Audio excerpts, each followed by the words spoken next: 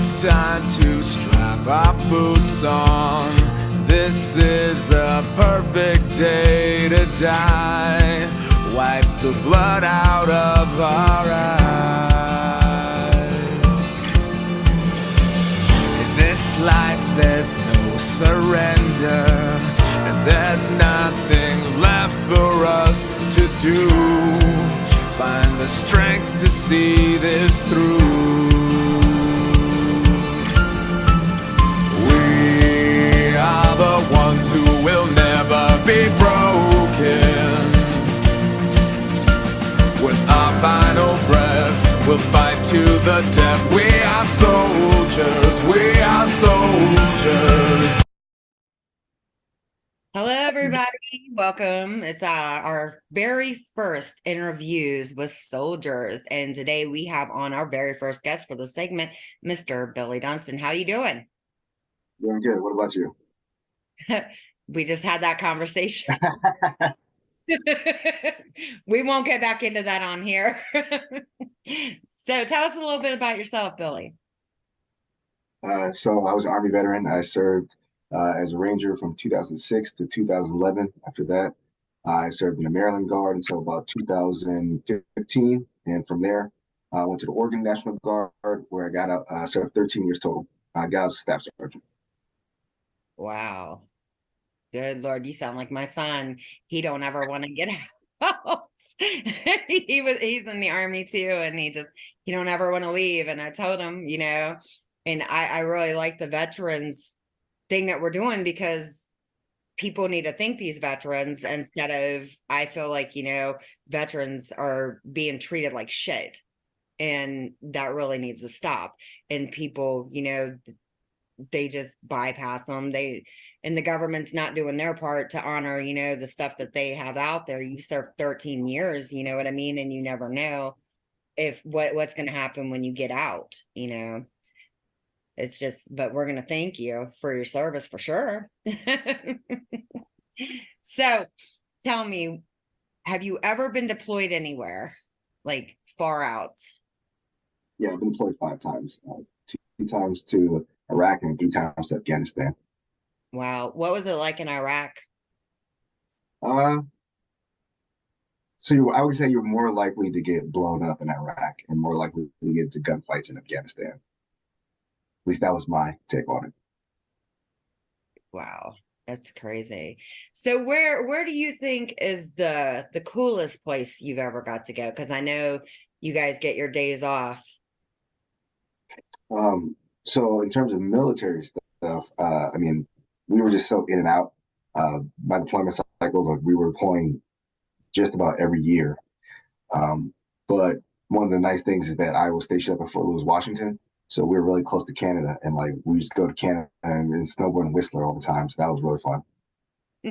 We know why Canada was fun. I'll leave it there. In case there are like minors watching, but we'll just leave it at that. So your favorite place out of all the places you've been was Canada?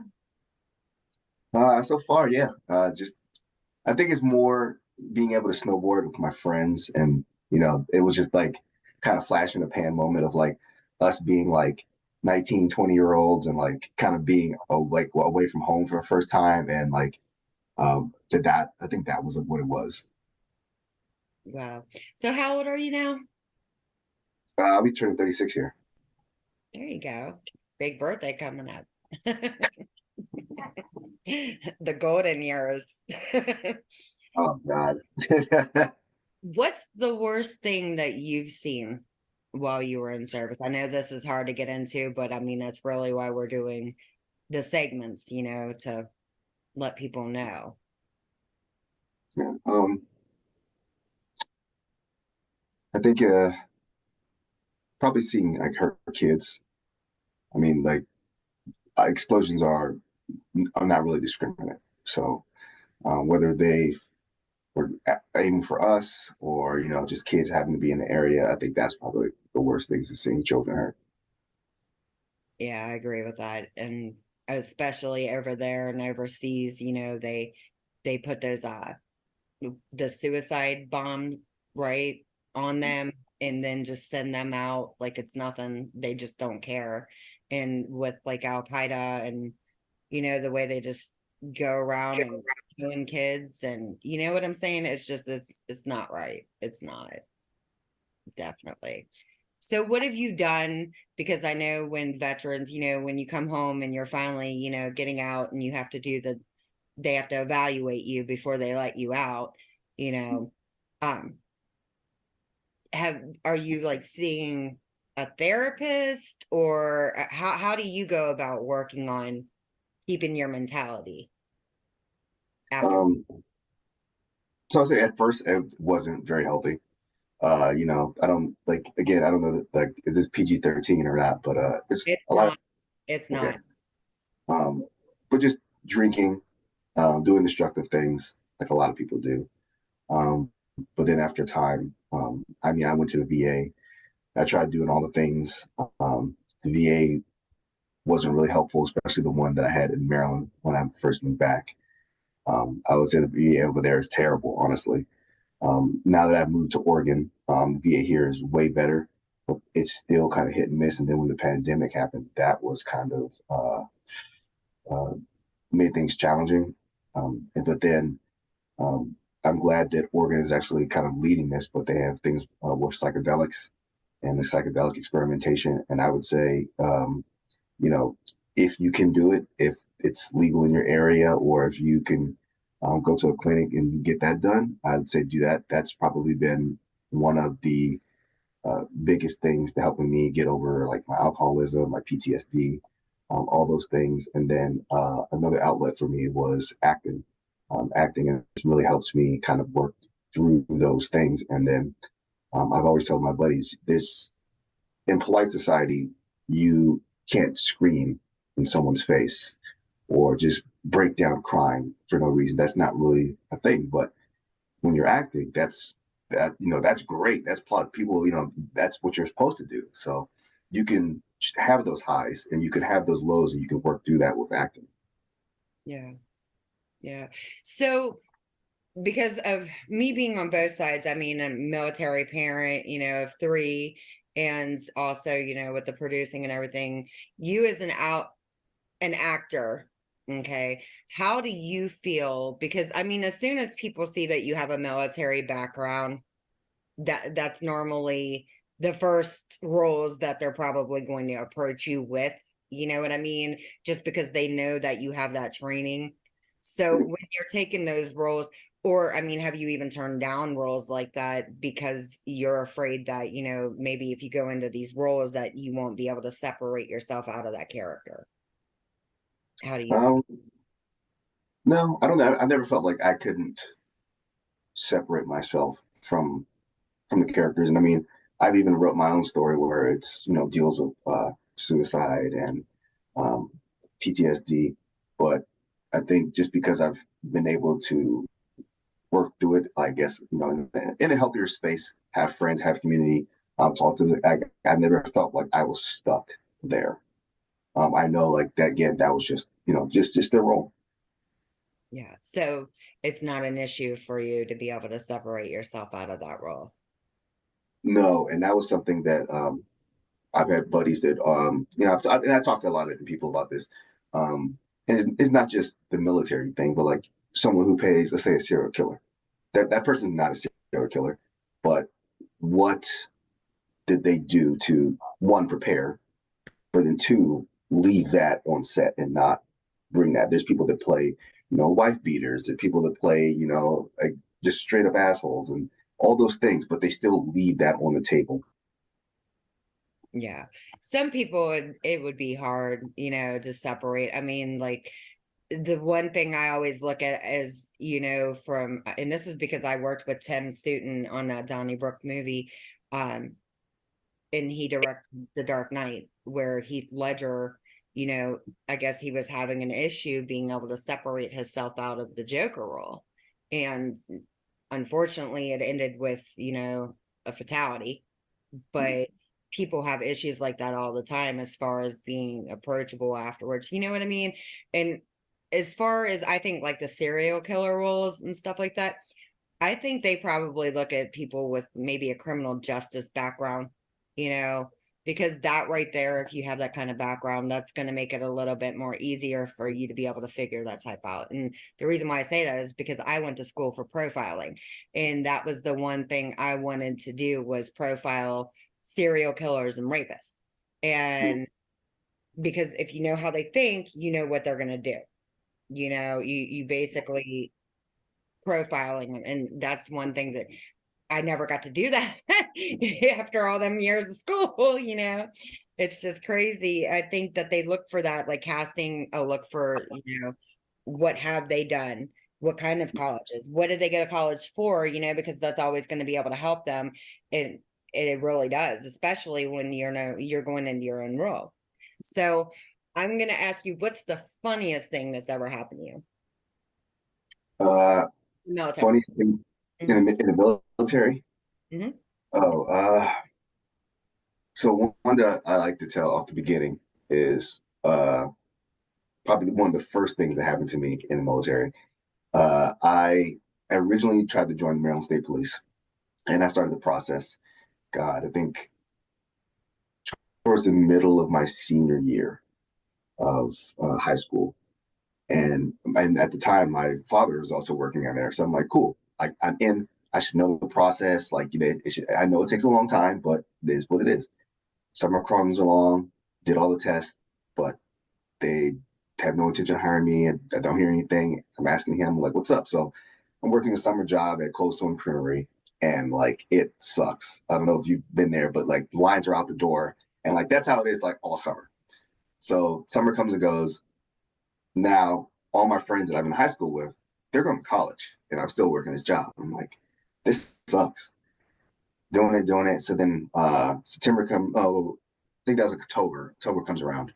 I'm like, are they going to hire me? I've been in this hiring process for like close to a year, or maybe just over a year.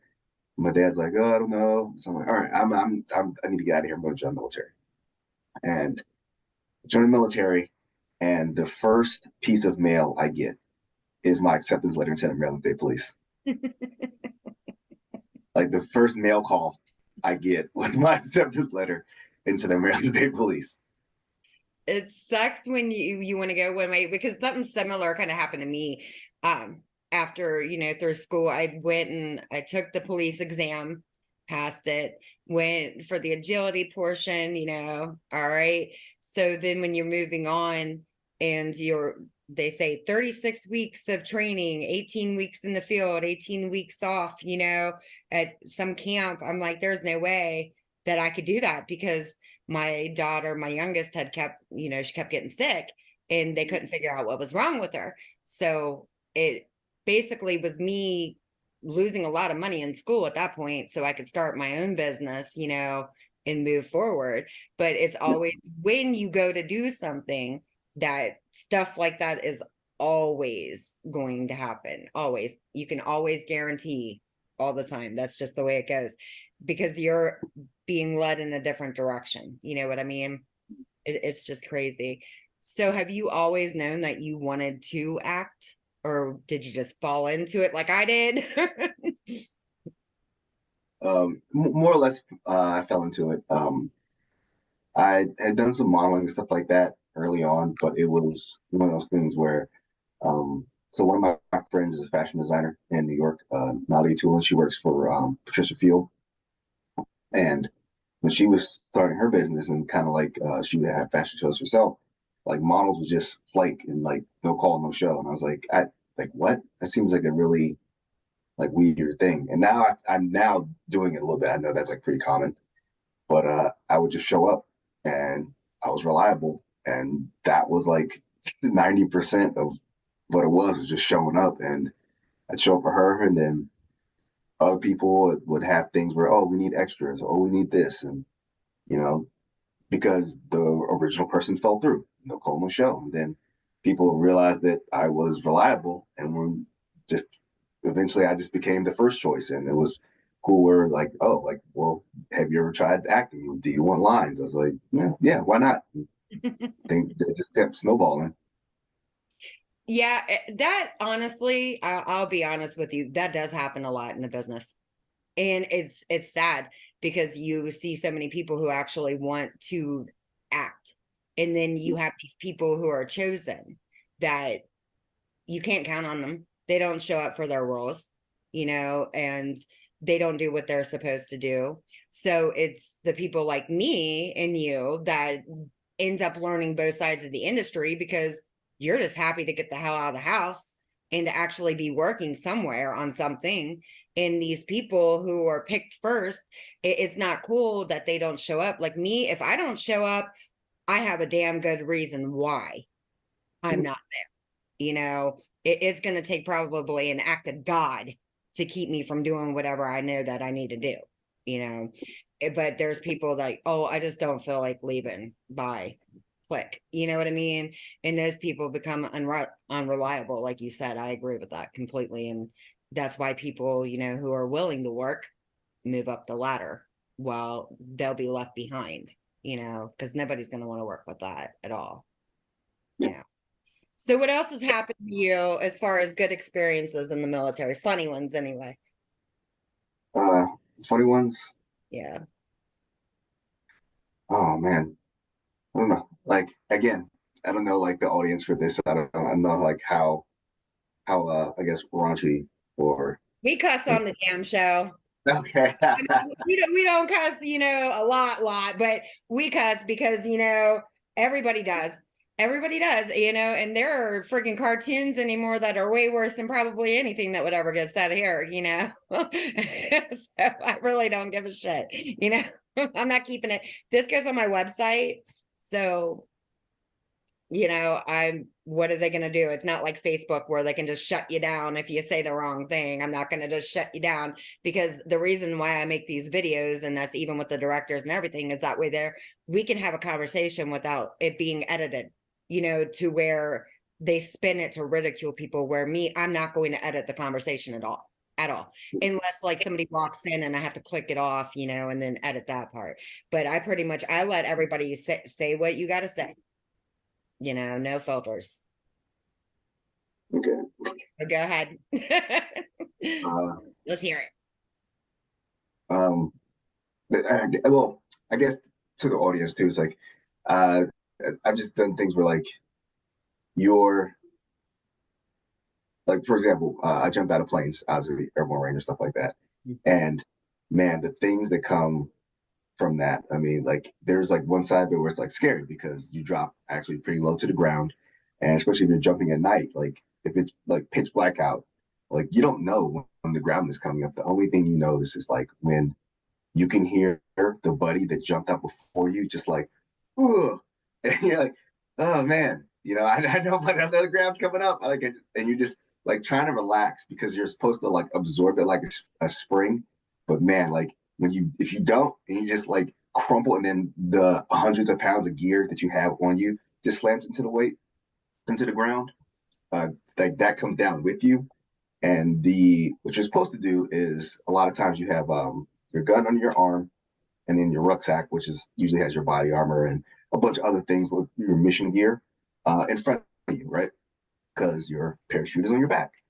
And with that, when you jump out the door, like it's not so much of a jump as you waddle and you like pop out like that. So the rucksack, because you don't want to like, if your legs are here, you don't want to tip over and like teeter totter. You don't want to like slam you into the ground, like break your legs. Yeah. So you have to drop it. And it comes with a cable, and you drop that, let's say 30 feet before you hit the ground. A lot of times it drags with you, and the kind of the trajectory is you slide over, and then you land gently, or gently as possible. It's possible because one of the times when I landed like really bad, and I changed the way I dropped, is because we would jump on an airfield at night. Our job was to take an airfield at night, so that way we can land in planes, and planes have gear. Sometimes they have like armored vehicles, just whatever we need for the mission, right? So as I'm coming down, I drop my rucksack, and instead of dragging with me, it caught one of the lights that on the the runways have usually like lit all the way down. Yeah. It caught a light and just acted like an anchor and just wham, just slams me into the ground. Oh my God. And I'm just laying there like, I'm a medic. Luckily, my medic was the guy who jumped right after me. He sees me hit the ground. He's like, Billy, trying to like run over to me. I'm like, are you okay? I was like, but like, yeah, completely knocked the wind out of me.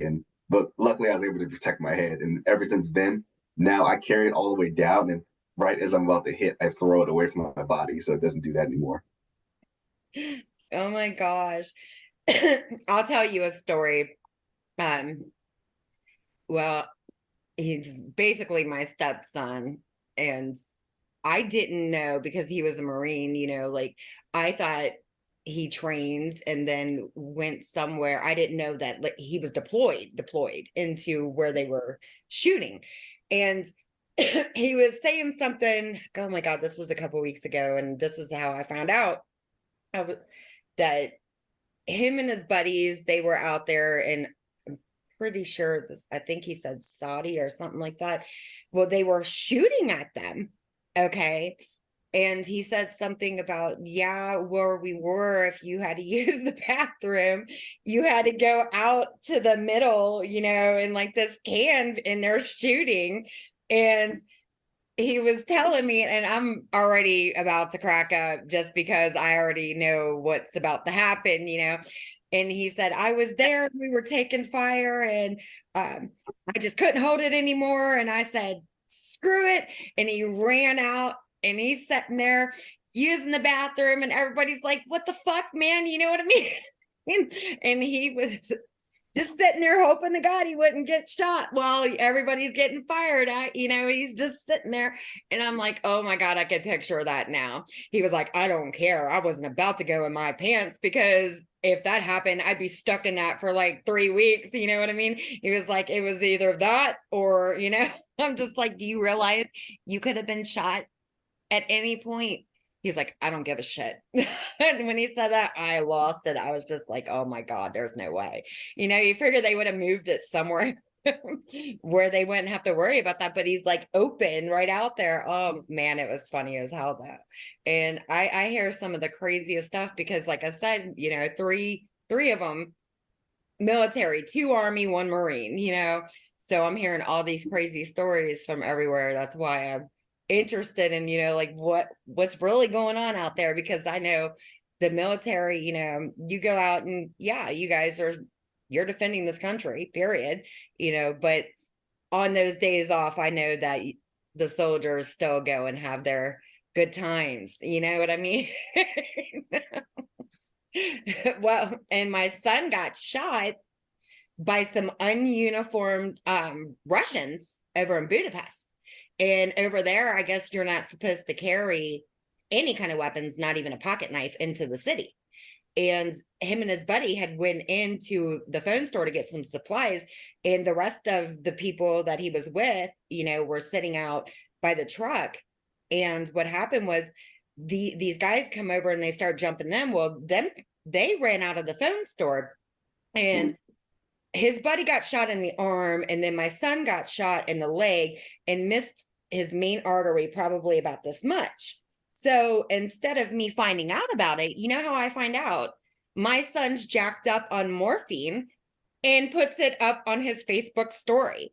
I'm like, 2 days after it happened, you can't even call me, you know what I mean, and tell me that you got shot. Instead, you're doped up on morphine and high as hell. And then you decide, oh, I'm going to put this on my story. And that's how I find out that you even got shot to begin with.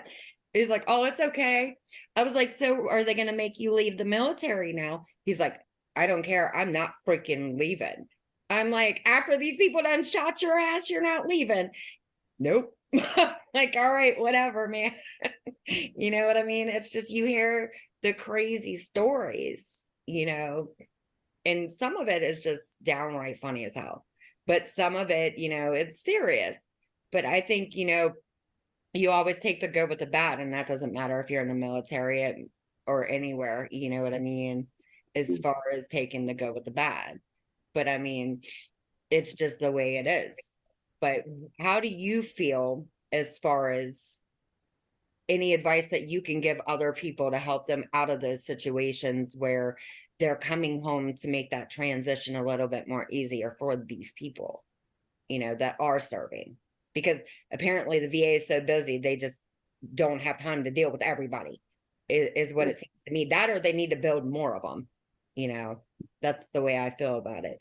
But to help them translate, what kind of advice do you have for anybody? I'd say the biggest thing is community. Making sure you have people to talk to, and not just people that are still in, but people maybe that have, got out a little bit before you. Everybody has that, Yeah. your team leader or like squad leader that got out before you. Everybody has something like that. If you're maybe going down to your local VFW, something like that. Granted, they completely vary in quality, so there is that.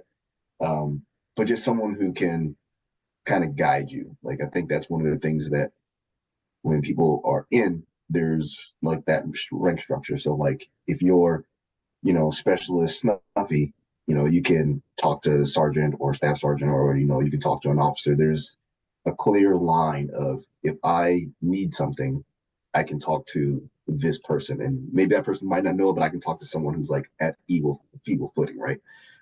In, on the civilian side, there's not really that.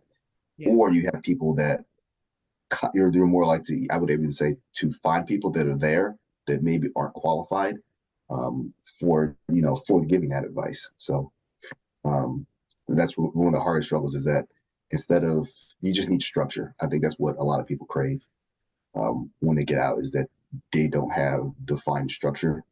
So then they kind of revert back into maybe bad habits, and they're like, oh, well, like, of course I can wake up late, or of course I can drink this or smoke this, or just do a lot of destructive behaviors, because there's less I would say consequences on the civilian side of things for that.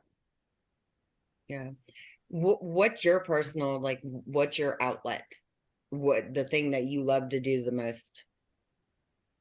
That's not like acting or writing, something like that. Brazilian jiu-jitsu and work like weightlifting. So I just got done a Brazilian jiu-jitsu tournament. I took home double gold. So I took home gold in my division, and then overall in purple. Out of the Army and still kicking ass. It's fun. I would say stop by class. See if you like it. At least do the 2-week trial. A lot of times places are free. But yeah, I think that, again, like I said, it's community too. Like when you're at a jiu-jitsu school, it's about community. Even if you don't never plan on competing, you're helping someone who is planning on competing. And it's just a nice thing, because like it helps you kind of get back into that civilian part too, where like I do jiu-jitsu with people who are uh, you know, coding engineers to, bankers, lawyers. On the other side, there's kids working, a job, and the only thing they spend their money on is jujitsu and weed, like, so like the complete opposite side of it. So, I mean, they'll come to class like smelling like weed. Well, they'd be easy to whip. Yeah. Well, at the same time, they're doing jujitsu with like cops, like, so like it's just an eclectic group of people, and it's great. That's funny. I couldn't even imagine that one. Oh my goodness. Jiu-jitsu and all right. So what do you see coming up for you in your future? What do you got planned? You got anything special going on? So this Friday, I'm actually finishing my short film. It's one of 7 that we'll tie together, make a feature. And then everything is pre-production for that.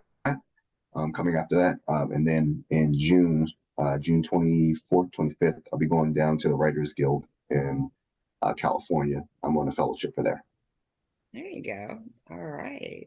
So I know you're married. You have children? No, not yet. Planning to have children?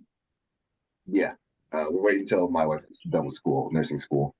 You gonna put them in jiu-jitsu and keep them away from the potheads? Definitely. There you go. All right. That's going to be awesome. Okay. So we are going to end this on a good note. We are definitely going to say, Billy, thank you for coming on and thank you for your service. I am going to link, it's basically all in one link. You'll click the one link on the site and it'll take you to all any military affiliated charities, organizations, anything to do with that will all be in that one link, and you can reach, whatever you want to when I put that up. And if you need somebody to talk to, we definitely, reach out. Whether it's, hell, you can even email me, just go to the website, it doesn't matter. But we are definitely going to thank you, Billy, for coming on. We appreciate that. Yeah, thanks for having me. I really appreciate it. And we're going to say bye from Laura, and we will see you next time.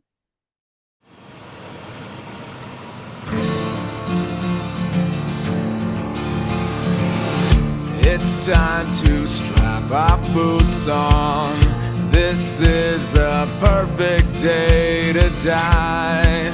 Wipe the blood out of our eyes. In this life there's no surrender, and there's nothing left for us to do. Find the strength to see this through. We are the ones who will never be broken. With our final breath, we'll fight to the death. We are soldiers, we are soldiers. Whoa.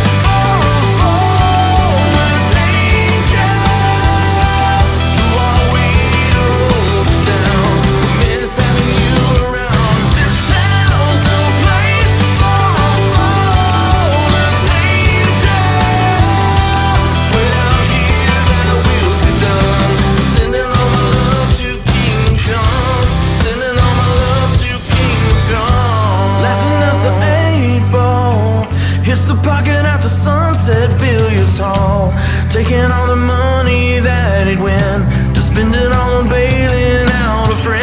Good husband and a new dad, gives his son all the things he never had, just when he could call his house a home. Another fallen angel's moving on. This town's no place for a fallen angel. Who are we to hold you down? We miss having you around. This town's no place for a fallen angel. Way down here, thy will be done. I'm sending all my love to Kingdom Come. Sending all my love to Kingdom Come.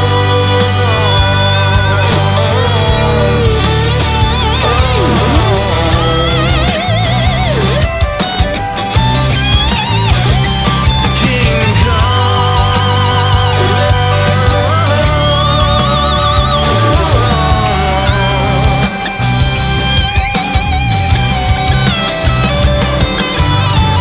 When it's all coming down, calling your fallen angels.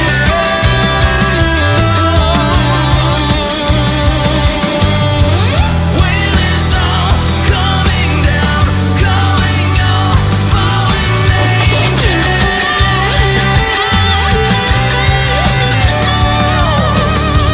They'll be waiting when it's all in.